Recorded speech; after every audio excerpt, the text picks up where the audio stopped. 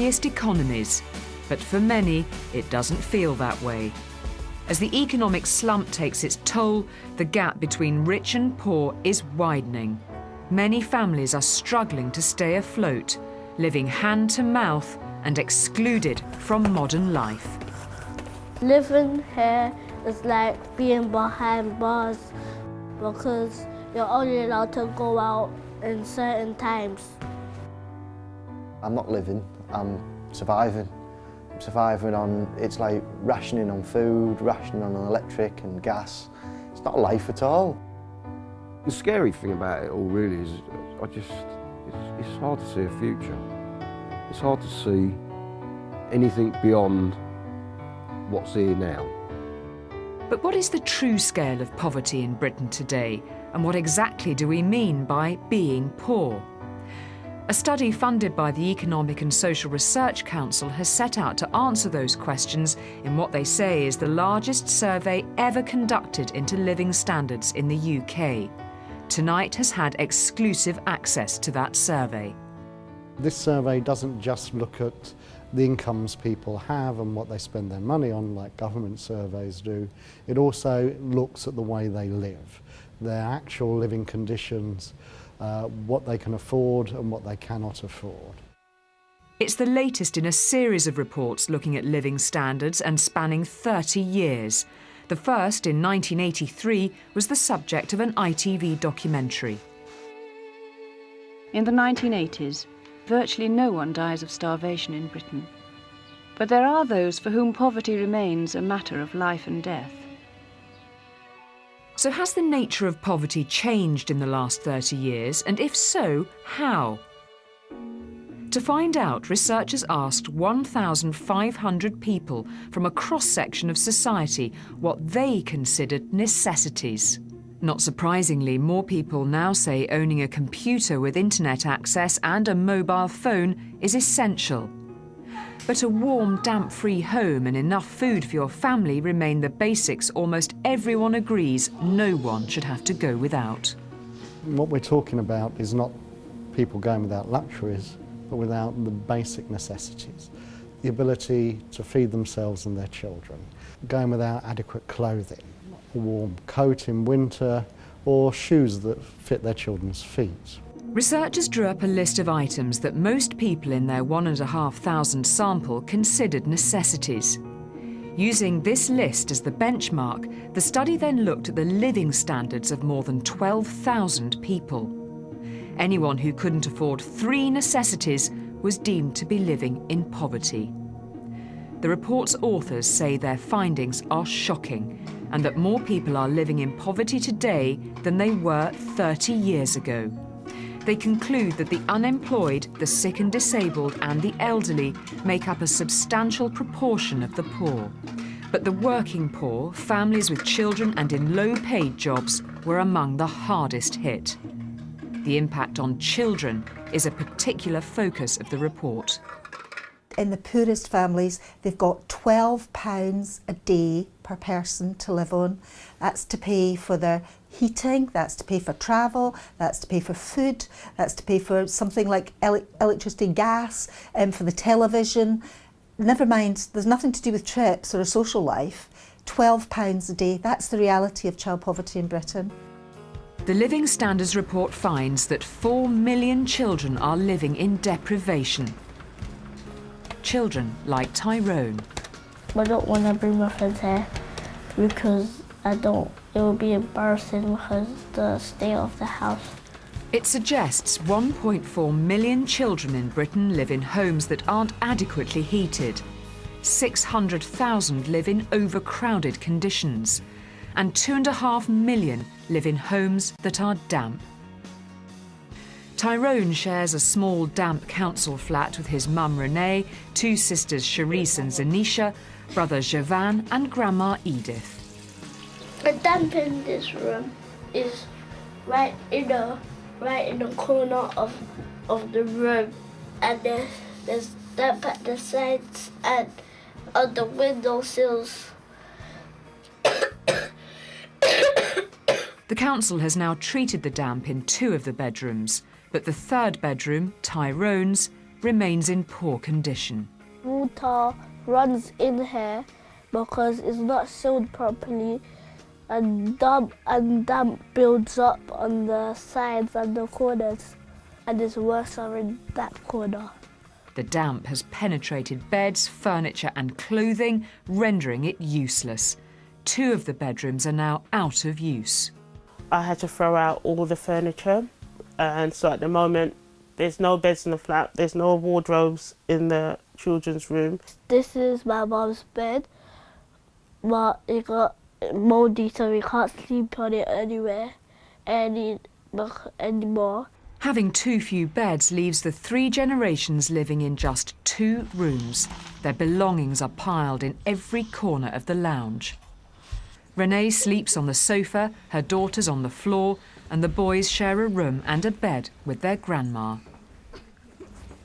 I sleep on the far end here, and my grandma sleeps here. Most of the time it's cold because the radiator doesn't work most sometimes. Damp is creeping its way around the room from that corner. Renee is a single mother and receives no maintenance for any of her 4 children. She works full-time as a mental health support worker. If she works overtime, she can earn up to £1,600 a month. But £1,000 of that goes on rent and childcare costs, and what's left is topped up by working tax credit and child-related benefits. It's quite hard because you're working all the time and you're seeing less of your children, but it has to be done. You need to get income to keep a roof over your head as well. Because if I don't do that, I'll have the rent officer calling me. Many times I've been having 3 eviction letters already. The Living Standards Survey finds that more than 1 in 20 children in the UK have nowhere safe to play outside. 3.1 million are missing out on leisure and social activities. And 500,000 don't have a quiet place to study or access to the internet at home. So many children can't have a normal childhood, things that other children take for granted. So you can't have sleepovers, you can't join the clubs or the brownies or go swimming or take part in sport. And actually you can't do your homework because you don't have access to a computer and you don't have access to the internet. That's a normal part of childhood nowadays. I feel especially sorry for the children because we're so overcrowded, there's nowhere for them to play, you don't want to let them out, you know, you want to keep a constant eye on them. It's just like they're trapped there in prison while they should have freedom. It would be better if we had more money so we could have a better place to live and more room for all of us to play, and it would be better if we had a garden for me and Zanisha. There are so many children living such a grim existence and that we don't see it. And actually our attitudes to this have hardened. This is a wake-up call. This report is a wake-up call. And I want people to see what Barnardo sees every day, which is the relentless grinding down of people by poverty. The study says that attitudes to poverty have hardened over the past 30 years. A Christmas and birthday present is today considered a luxury. In 1983, it was a necessity. And adults being able to afford a 1-week holiday once a year is no longer regarded as a necessity either. Austerity has had an effect on the views of the population on what they should be able to afford, what they should be able to have and how they should live, have been impoverished. They've been depressed by the recession. The unemployed represent the 2nd largest group living in poverty, according to the survey out today. It says 1.8 million unemployed people are living in poverty. This is Redcar in the northeast. Once a bustling seaside town with a thriving steel industry, it's now blighted by unemployment. For every 12 people on job seekers' allowance here, there is only 1 vacancy. 1 in 10 men is out of work, and 1/3 of those are aged under 24. I am on, how can I put it? I'm living off breadcrumbs at the moment. I can't afford anything else. I am quite I would put myself as at the bottom end of the food chain, if you know what I mean. Mark Conway is 21 years old. He has 2 A-levels, a BTEC and a number of GCSEs, but since leaving college 4 years ago, Mark hasn't found a permanent job. There's absolutely nothing around here. The past few years have been hard for looking for work, it really has. Mark's only income from job seekers allowance is £53 a week. He lives in a 1-bedroom council flat which is subsidised by housing benefit. Usually at the beginning of the weeks I put my money into 2 piles just so I don't overspend. I put £53 in each pile because it works out as £106 a fortnight or whatever it is like that. Just so I can get by. It's £15 for bus fare because it comes to £14 something or other. £10 gas, which if you use wisely it will last the fortnight. £15 food. I don't know where they're expecting us to get money for that. Just to even turn the lights on or heat the boiler so you can have a bath or turn the cooker on. It's ridiculous. It really is. It's stupid. Almost 1 million young people are now unemployed across the UK. Oh, I've run out of gas. There are young people who can't afford to get to a job interview. They can't afford to print out their CV to take it to a job interview. There are young people who can't afford to dress for an interview. So these are all huge problems. They're huge barriers to young people getting into work. According to the Living Standards survey, 20% of those who are unemployed and looking for work can't afford appropriate clothes for a job interview. When Mark goes job hunting, he wears the only smart clothes he owns, a suit he has had since school. This is my prom suit that still fits me. It's not special. Most people my age usually get a new suit when they go out job hunting, but well, I haven't, as you can see. This is the only one I've got, so I have to bear with it and live with it, really. Wish me luck. Mark's family live nearby. He says they're the only support he has. The only thing that's keeping me close is family, because if I move away and I'm on job seekers and I've got no money and I've got no friends, I wouldn't be able to cope. I was going to get up and go down to my mate Chris in Kent, just to get away, because I had no money, no job.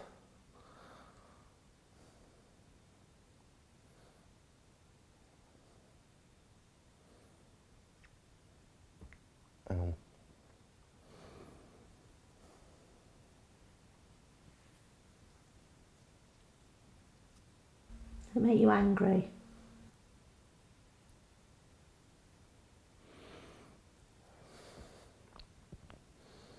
Yeah, people don't know how it affects you. They really don't. It's just people don't understand the hardship other people go through. The Living Standards survey suggests 30 million people, almost half of the population, are financially insecure. This means they can't afford to save £5 a week, make pension contributions, or pay an unexpected bill of £500. This is disaster for the long term, because it means that people will not just looking at impoverished lives today, but if they can't afford pensions and savings, they're looking at poverty in old age. Money comes in one hand and gets paid out with the other, whether it be food shopping or bills. There's no in between. The Cox family is one of the millions identified by the study as being perched on a financial cliff edge. You're dead lucky. Martin and Paula are unemployed. Their house is in negative equity and they have no pension or savings. 3 of their 4 sons still live at home. Some weeks something might come up, like Tim might need a pair of trainers or Tom might need a pair of trainers, or something might come up. We might not be able to afford it that week, but we'll make sacrifices the week after. Because I was 20p less for the gas and electricity, I've now been charged £15 because it wasn't in the bank. So I'll have to juggle that for next month when it comes out. Make sure that extra £15 in there. I'll do it. Their income for a family of 5 is just over £1,300 a month. Once all the regular bills are paid, Paula says there isn't much left for food. If I had some more money to spend on food, we'd have to really live on, well, better cuts of meat, surely, and you know, more fresh vegetables. You could afford to buy well, a lot more of better food than what we're living on now. We're just scraping the barrel, I'm sure. And sometimes we don't even eat 3 times a day. Well, we don't eat 3 times a day. It'll be breakfast and it'll be a dinner. The poverty study finds that 4 million adults and children aren't properly fed in Britain today. And 28% of parents are going without food so their children can eat. Parents are making huge sacrifices to try and protect their children. For example, we know that almost all mothers and a lot of fathers skimp on their own food so that their children may eat adequately. This isn't a life. This is a struggle. This is a real, hard, long road struggle. It's been a long road. There's no end to that road. It just keeps going on and on. It's like I'm going to forever walk that road. And that's scary, that's scary. I want to change that. I'm doing whatever I can to change that. But according to the report's authors, one of the most surprising statistics to emerge from their study is that 2.1 million people in work and supporting a family are living in poverty. There used to be an assumption that if you were able to find a job, then you'd be okay. You'd certainly not be in poverty. You might not have the same standard of living as somebody living down the road, but you'd be okay. That's just not the case anymore. Dave Rook and Christy Locke are a hard-working couple with a young baby. They are neither the squeezed middle nor the unemployed. They're the working poor.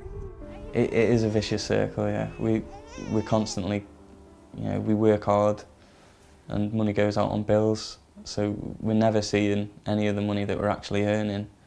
And that's quite depressing in itself when you work all that time and you get nothing back from it. Both work part-time in order to avoid childcare costs. Between them, they earn £1,400 a month. But once they've paid their regular bills and shopped for food, they're left with £66.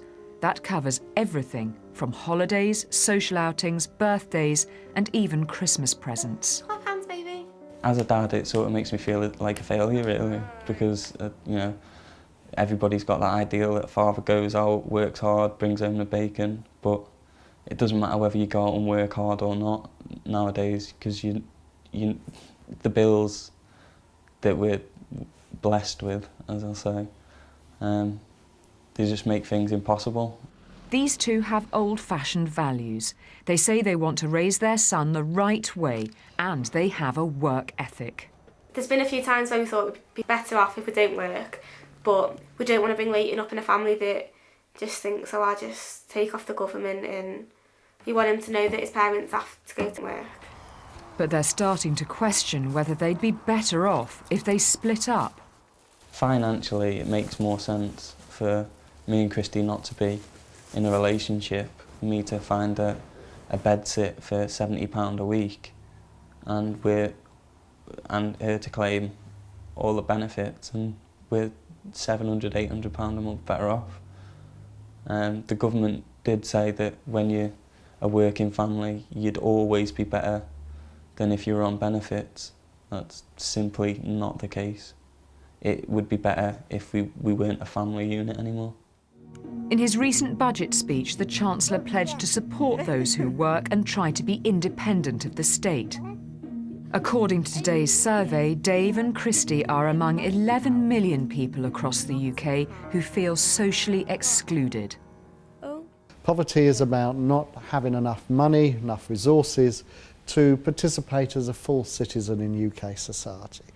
Not to be able to do the things that most people take for granted or have the basic necessities of life. And that means that millions of people are not participating. They're not part of mainstream UK society to the full extent. It's match day in Chester and a rare afternoon out for Dave. He's been saving for 3 months to watch his team play. The ticket is £12. Even so, he feels guilty about his day out when money is tight. Having the money to go and watch the games doesn't come around that often, and it's only £12 for a ticket to go and watch them as well. And it's nothing to most people, but that's the difference between putting gas or electric or feeding my family. The Department of Work and Pensions has criticised the methodology of the Living Standards Survey.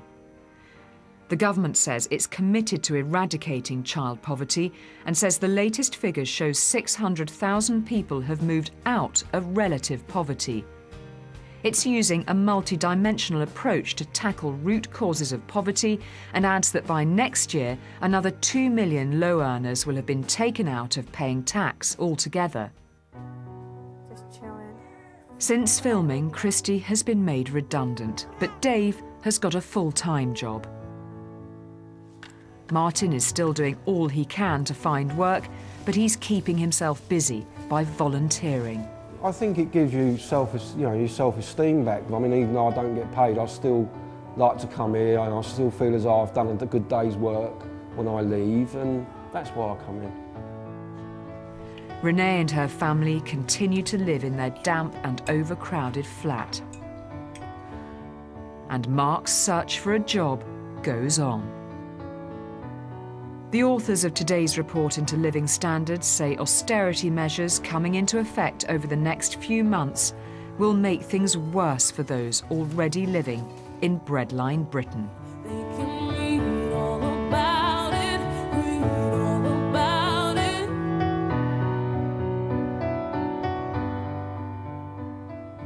The Department of Work and Pensions says it expects 3 million people to be better off as a result of benefit changes coming into effect next week.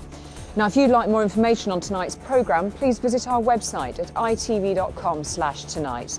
Until next time, though, good evening and thanks for watching.